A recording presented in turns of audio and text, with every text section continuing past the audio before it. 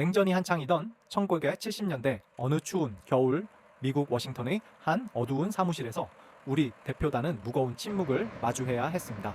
북한의 거대한 기갑부대에 맞서기 위해 최신형 F-60 전차를 팔아달라며 간곡히 요청했지만 돌아온 대답은 차가운 거절이었습니다.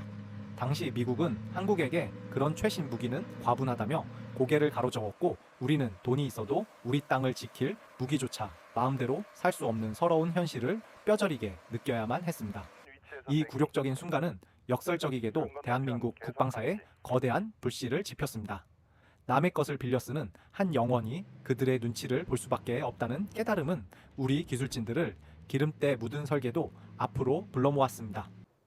비록 시작은 미국이 도면을 빌려온 K1이었고 그마저도 마음대로 수출할 수 없는 라이선스의 사슬에 묶여 있었지만, 우리 엔지니어들의 가슴 속에는 누구도 간섭할 수 없는 우리만의 독자적인 철갑수를 만들겠다는 열망이 차올랐습니다. 오늘 우리가 살펴볼 K2 흑표는 단순히 철과 화약으로 만들어진 기계가 아닙니다. 그것은 50년 전 그날의 거절이 남긴 깊은 흉터를 극복하고 세계 방산 시장에 판도를 뒤흔드는 거대한 자존심으로 부활한 대한민국의 기록입니다. 지금부터 그 거대한 여정을 시작합니다. 흔히 전차라고 하면 거대하고 딱딱한 강철 상자가 지면을 짓누르며 둔중하게 움직이는 모습을 떠올리곤 합니다. 하지만 K2 흑표는 그 고정관념을 완전히 깨뜨리는 살아있는 생명체와 같은 움직임을 보여줍니다. 흑표의 가장 독보적인 기술이자 경쟁자들이 결코 흉내 낼 수 없는 핵심은 바로 내장형 암 현수장치인 IS 시스템입니다. 이것은 전차의 바퀴 하나하나가 독립적으로 반응하며 차체의 높낮이와 각도를 자유자재로 조절할 수 있게 해주는 마법 같은 장치입니다. 평지를 달릴 때는 부드러운 승차감을 제공하지만 험준한 산악 지형을 만나면 흑표는 마치 사냥감을 노리는 맹수처럼 몸을 낮추고 고개를 숙입니다. 이것이 왜 중요한지 이해하려면 우리나라의 지형을 먼저 보아야 합니다. 대한민국 국토의 70%는 산악 지형입니다. 구릉이 완만한 유럽이나 드넓은 평원의 중동과는 차원이 다른 환경입니다. 이런 곳에서는 적이 능선 아래에 있거나 산 정상 위에 있을 때 일반적인 서구권 전차들은 포신을 충분히 내리거나 올리지 못해 공격 기회를 놓치기 일쑤입니다. 하지만 흑표는 다릅니다. 현수장치를 이용해 차체 앞부분을 숙이거나 뒷부분을 들어 올림으로써 물리적인 한계를 뛰어넘는 사격각을 확보합니다. 적이 안심하고 있는 사각지대까지 정확히 조절된 포신으로 타격할 수 있다는 뜻입니다. 이 놀라운 무릎 꿇기 동작은 단순히 사격에만 유리한 것이 아닙니다. 차체 자체를 지면에 바짝 밀착시켜 자신의 노출 면적을 최소화하는 매복 전술에서도 타의 추종을 불허합니다. 과거 강원도 산악지대의 영하 30도라는 극한의 추위 속에서 이 정밀한 유압 시스템이 제대로 작동할지를 두고 수많은 우려가 있었습니다. 실제로 개발 당시 연구원들은 유압유가 굳어버리는 문제를 해결하기 위해 눈보라가 몰아치는 야지에서 밤을 지새우며 수천 번의 작동 테스트를 반복했습니다. 기계가 환경에 굴복하는 것이 아니라 환경이 기계에 적응하도록 강요하는 과정이었습니다. 노르웨이의 설원 테스트에서 세계 최강이라 자부하던 독일의 러파르트 전차가 험지 돌파에 애를 먹을 때 흑표는 특유의 유연한 발놀림으로 눈길과 진흙탕을 가로질렀습니다. 현지 군 관계자들이 흑표의 드리프트를 보고 경악했던 것은 그저 화려한 쇼가 아니라 지형을 완벽하게 장악한 기술적 우위의 증거였습니다. 기술은 그 나라의 지형과 환경을 닮아갑니다. 흑표의 유연함은 가장 척박한 땅에서 반드시 살아남아 승리하겠다는 우리 엔지니어들의 집요함이 빚어낸 결과물입니다. 이 정교한 하체 시스템 덕분에 흑표는 시속 70km라는 가공할 속도로 달리면서도 마치 안방에 앉아 있는 듯한 안정된 사격 명중률을 유지합니다. 이제 흑표는 산악 지형의 왕좌를 넘어 전 세계의 어떤 지형에서도 자신의 몸을 맞출 준비가 되어 있습니다. 이러한 부드러운 움직임 뒤에는 적의 장갑을 단 한 발에 분쇄해버리는 가장 날카로운 창이 숨어 있습니다. 과연 그 파괴력의 실체는 무엇일까요? 이제 흑표의 심장과도 같은 주포와 포탄의 세계로 들어가 보겠습니다. 여러분은 이런 정교한 움직임이 현대전에서 얼마나 큰 변수가 될 수 있다고 생각하시나요? 여러분의 의견을 들려주세요. 다음 장에서는 세계를 놀라게 한 흑표의 화력에 대해 자세히 분석해 보겠습니다. 부드러운 움직임으로 지형을 장악한 흑표가 가진 진짜 공포는 적의 심장을 단 한 발에 꿰뚫는 가공할 화력에서 완성됩니다. K2 흑표의 주포는 현대 전차의 표준인 120mm 활강포를 채택하고 있지만 그 길이는 일반적인 전차보다 훨씬 긴 556 영장에 달합니다. 포신이 길다는 것은 탄자가 포신 안에서 가속되는 시간이 길어짐을 의미하고 이는 곧 파괴적인 관통력으로 직결됩니다. 하지만 단순히 포가 좋다고 해서 세계 최강의 화력을 가졌다고 말하지는 않습니다. 전차의 공격력을 결정짓는 결정적인 요소는 포신을 떠나 적의 장갑을 뚫고 들어가는 포탄 그 자체의 기술력에 있습니다. 과거 우리는 핵심적인 포탄 기술을 배우기 위해 독일과 이스라엘 같은 방산 선진국들의 문을 두드렸습니다. 하지만 그들은 자신들의 전략적 자산인 탄자 설계 노하우를 쉽게 공유하지 않았고 오히려 한국이 기술 협력을 요청했을 때 이스라엘 기술진들이 우리 공장을 둘러보고는 당황하며 돌아간 일화는 밀리터리 마니아들 사이에서 전설처럼 내려옵니다. 그들은 이미 한국이 독자적으로 개발한 텅스텐 관통자의 성능이 자신들의 것과 대등하거나 일부 측면에서는 앞서 있다는 사실을 발견했기 때문입니다. 미국과 러시아가 환경 오염 우려가 있는 열화 우라늄탄을 사용하여 관통력을 높일 때 우리 연구원들은 인체의 무해한 텅스텐 합금만으로 그에 못지않은 파괴력을 내기 위해 수만 번의 배합 실험을 거쳤습니다. 텅스텐은 매우 단단하지만 쉽게 부서지는 성질이 있어 이를 가늘고 길게 만들면서도 충격에 견디게 하는 것이 핵심 기술입니다. 풍산의 연구원들은 수천 번의 발사 시험을 통해 최적의 밀도와 강도를 찾아냈고 결국 강철 장갑 한 수 미터를 단숨에 관통하는 K암 729라는 괴물을 탄생시켰습니다. 또한 흑표는 서구권 전차들이 고집하는 수동 장전 방식 대신 자동 장전 장치를 도입하여 분당 발사 속도를 극대화했습니다. 좁은 전차 내부에서 무거운 포탄을 직접 옮겨야 하는 병사의 피로도를 없애고 격렬한 기동 중에도 일정한 사격 리듬을 유지할 수 있게 된 것입니다. 이것은 단순히 속도의 문제가 아니라 적보다 먼저 쏘고 적이 대응하기 전에 두 번째 탄을 날릴 수 있는 생존의 문제입니다. 흑표의 사격 통제 장치는 달리는 차체 안에서도 2km 이상 떨어진 동전 크기의 목표물을 정확히 추적하며 어떤 환경에서도 오차 없는 명중률을 자랑합니다. 창이 날카로우면 적의 방패는 무용지물이 됩니다.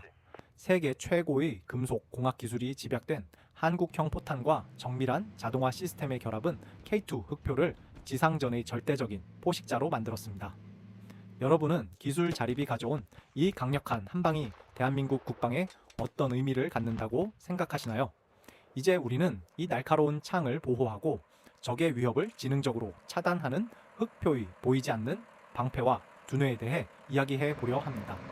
다음 단계는 전차를 살아있는 지휘소로 만드는 첨단 네트워크 시스템입니다. 강력한 창과 유연한 신체를 갖춘 흑표가 전장의 지배자로 거듭날 수 있었던 결정적인 이유는 눈에 보이지 않는 곳에서 빛나는 전자 장비와 네트워크 지능에 있습니다. 현대전에서 전차는 단순히 포를 쏘는 기계가 아니라 전장의 수많은 정보를 수집하고 가공하여 아군에게 전달하는 거대한 데이터 서버의 역할을 수행해야 합니다.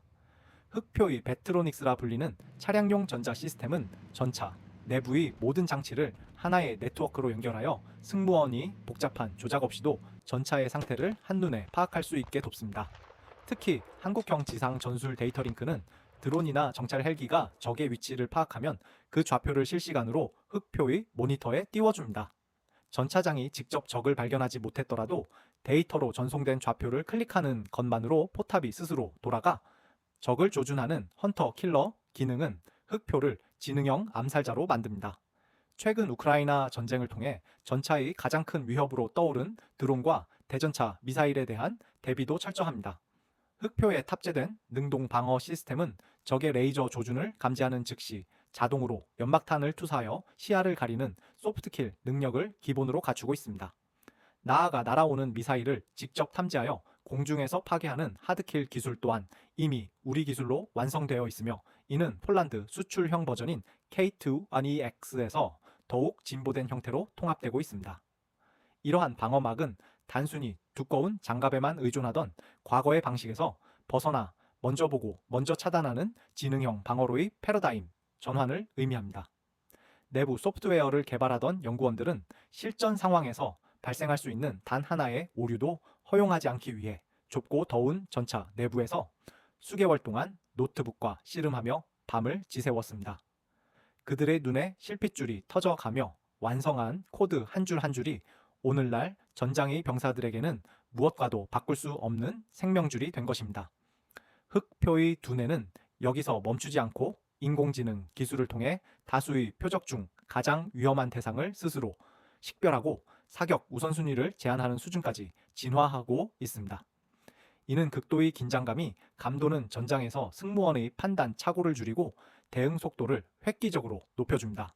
또한 차체 외부를 직접 보지 않고도 내부에서 증강현실 기기를 통해 360도 전 방향을 감시할 수 있는 상황 인식 시스템은 전차를 거대한 투명 장갑차로 탈바꿈시키고 있습니다. 보이지 않는 곳에서 적을 제압하고 철갑보다 견고한 지능으로 승무원을 지키는 흑표의 모습은 우리 방산 기술이 하드웨어를 넘어 소프트웨어에서도 세계 정상급에 도달했음을 증명합니다. 전차 한 대의 깃든 이 수많은 지능은 이제 개별 전차의 전투력을 넘어 우리 군 전체의 합동 작전 능력을 비약적으로 상승시키고 있습니다. 그렇다면 이 완벽한 기계가 왜 유럽의 나토 회원국들 사이에서 그토록 열렬한 환영을 받으며 전례 없는 수출 기록을 세우고 있는 것일까요? 이제는 기술을 넘어 전 세계 방산 시장의 판도를 뒤흔들고 있는 한국 방산의 저력과 그 이면의 전략에 대해 깊이 있게 분석해 보겠습니다. 여러분은 미래의 전차에서 가장 중요한 요소가 화력일까요? 아니면 이와 같은 지능일까요? 여러분의 생각이 궁금합니다. 과거 유럽의 방산 시장은 독일의 러파르트 전차가 장악한 거대한 성벽과도 같았습니다. 나토 카르텔이라 불릴 만큼 견고했던 이 시장에 한국의 K2 흑표가 균열을 내기 시작한 것은 단순한 우연이 아닙니다. 최근 폴란드와의 전례 없는 대규모 수출 계약은 전 세계 국방 관계자들을 경악하게 만들었습니다. 독일이라는 전통의 강자를 제치고 한국의 전차가 선택받은 결정적인 이유는 바로 압도적인 적기 생산 능력과 신뢰에 있습니다. 우크라이나 전쟁 이후 안보 위협이 현실화된 유럽 국가들에게 가장 절실했던 것은 종이 위의 스펙이 아니라 지금 당장 우리 국경을 지켜줄 실물 전차였습니다. 독일의 방위 산업체가 인건비와 생산 라인의 문제로 전차 한 대를 인도하는 데 수년을 소요할 때 대한민국은 계약서의 잉크가 마르기도 전에 초도 물량을 배에 실어 보냈습니다. 이것은 빨리빨리로 대변되는 한국 특유의 역동성과 거대한 제조 기반이 만들어낸 승리였습니다. 폴란드 국방장관이 한국 전차를 두고 지금 바로 배에서 내리고 있다며 만족감을 표시한 것은 전 세계 방산 시장의 패러다임이 공급자 중심에서 수요자 중심으로 이동했음을 상징합니다. 하지만 단순히 배송 속도만 빠른 것은 아닙니다. 노르웨이 테스트에서 확인되었듯 흑표는 기술적으로도 이미 세계 최상위권에 도달해 있었습니다. 비록 노르웨이에서는 정치적 역학관계와 나토 내부의 결속이라는 벽에 부딪혀 고배를 마셨지만 현지 군 관계자들조차 성능 면에서는 흑표가 앞섰다는 사실을 부인하지 못했습니다. 우리는 그 패배를 발판 삼아 고객이 원하는 사양을 즉각 반영하는 맞춤형 전략을 강화했습니다. 폴란드의 요구에 맞춰 차체를 키우고 방어력을 보강한 K2 PL 모델을 제시한 것은 고객의 목소리에 귀를 기울이는 한국 방산만의 유연함입니다. 창원 공장의 조립, 라인 작업자들은 명절 연휴조차 반납한 채 용접 불꽃을 튀기며 납기를 맞추기 위해 헌신했습니다. 그들이 흘린 땀방울은 단순한 노동이 아니라 대한민국이 만든 무기가 전 세계 자유민주주의 국가들의 방패가 될 것이라는 사명감의 표현이었습니다. 이러한 헌신 덕분에 한국 방산은 신뢰라는 보이지 않는 자산을 쌓아 올렸고 이제는 폴란드를 넘어 루마니아와 중동 그리고 더 넓은 세계로 흑표의 발자국을 넓혀가고 있습니다. 무기 체계의 수출은 단순히 물건을 파는 것이 아니라 국가 간의 전략적 동맹을 맺는 일입니다. 흑표가 질주하는 길을 따라 대한민국의 외교적 영향력도 함께 확장되고 있습니다. 기술력과 생산력, 그리고 진심을 담은 서비스가 결합된 한국형 방산 모델은 이제 유럽의 자존심마저 흔들며 전 세계 탱크의 표준을 재편하고 있습니다. 과연 흑표의 질주는 어디까지 계속될까요?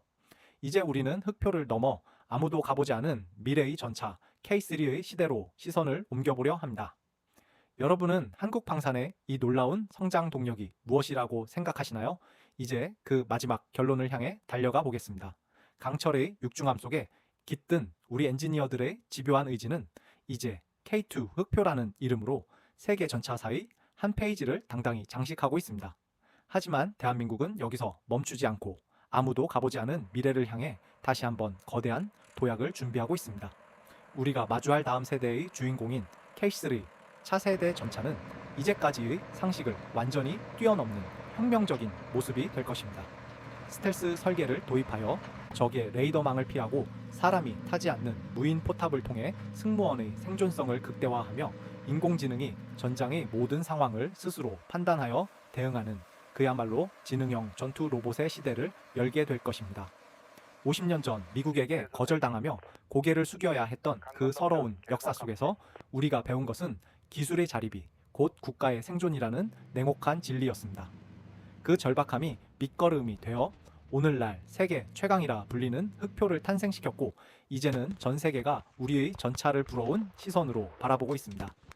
K2 흑표는 단순한 쇳덩어리가 아니라 대한민국이 다시는 무시당하지 않겠다는 수천만 국민의 자존심이자 평화를 지키겠다는 굳은 약속입니다. 기술은 복제할 수 있어도 그 기술을 빚어내기 위해 밤을 지새웠던 우리 엔지니어들의 눈물과 땀방울까지 복제할 수는 없습니다. 흑표의 거친 엔진 소리는 우리에게는 가슴 벅찬 자부심에 맥박이며 적에게는 감히 넘볼 수 없는 강력한 경고가 됩니다. 우리가 오늘 확인한 흑표의 압도적인 스펙은 결국 사람을 향해 있습니다. 가장 위험한 전선에서 우리 장병들의 목숨을 구하고 자유의 가치를 수호하기 위해 탄생한 이 검은 표범은 앞으로도 대한민국 국방의 든든한 버팀목이 되어줄 것입니다.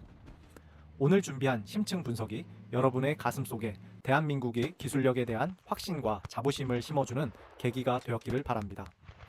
흑표의 진화는 여기서 끝이 아니며 더 강력하고 더 지능적인 모습으로 우리 곁을 지킬 것입니다. 대한민국의 힘을 믿고 우리 방산의 여정을 끝까지 응원해 주시는 여러분이 있기에 흑표의 포효는 멈추지 않을 것입니다. 이 영상이 유익하셨다면 대한민국 국방의 미래를 응원하는 마음으로 구독과 좋아요 부탁드립니다. 다음 시간에는 흑표의 뒤를 이어 세계를 선도할 차세대 전차 K3와 무인 전투 체계의 놀라운 미래를 더욱 깊이 있게 다뤄보겠습니다. 대한민국의 이름으로 전 세계를 호령할 그날까지 우리의 질주는 계속될 것입니다. 시청해 주셔서 진심으로 감사합니다. 여러분의 자부심이 곧 우리의 힘입니다. K2 흑표의 더 자세한 실전 배치 상황이나 폴란드 현지 반응이 궁금하시다면 우측 상단의 추천 영상을 클릭해 주시기 바랍니다. 더 나은 내일을 위해 우리는 오늘도 데이터를 넘어선 가치를 전달하겠습니다. 안녕히 계십시오.